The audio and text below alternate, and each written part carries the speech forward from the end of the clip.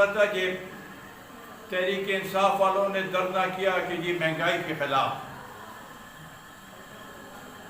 آپ لوگ اگر تحریک انصاف والے سامنے آتے ہیں کہ جی بڑی مہنگائی ہے، تو آپ ان سے پوچھیں کہ اس مہنگائی کی شروعات کس نے کی، اس کی بنیاد کس نے رکھی.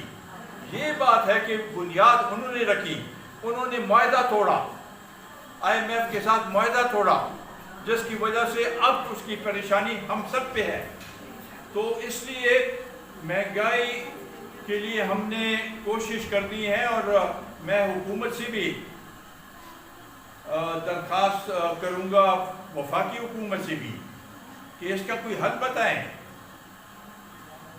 قوم کے سامنے صحیح وہ اعداد و شمار بتائیں کہ کیا کس طریقے سے اس کو مہنگائی کو آپ ختم کریں گے. اس کا کوئی راستہ بتائیں. یہ نہیں کہ روزانہ ایک ایسے تصویر پیش کریں کہ جی مہنگائی ہے اور ہم کو یہ ٹھیک ہو جائے گا، اور یہ وہ. اس کی ایک تصویر اگر اور قوم نے برداشت کرنا ہے تو بتا دیں کہ کتنا اور برداشت کرنا ہے. لیکن ساتھ ہی ساتھ صوبائی حکومت، ان کے جو فرائض ہیں، زیادہ فرائض ان کے ہیں.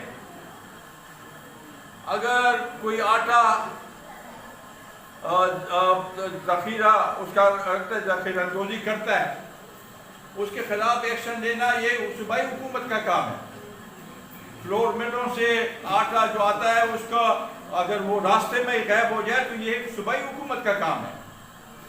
صوبائی حکومت اور خاص کر ہمارے عمران خان صاحب جو اس ملک کے تحریک انصاف کے لیڈر ہیں، وہ تو ملبہ سارا کسی اور پہ ڈالتا ہے. جو بھی بات ہوتی ہے کہتا ہے میں اس میں قصوروار نہیں ہوں، فلانا قصوروار ہے. تو اس طریقے سے کام نہیں چلے گا. ہم نے اس ملک کو اور اس ملک کے عوام کو جو مشکلات ہیں اس سے نکالنا ہے، نجات دلانا ہے.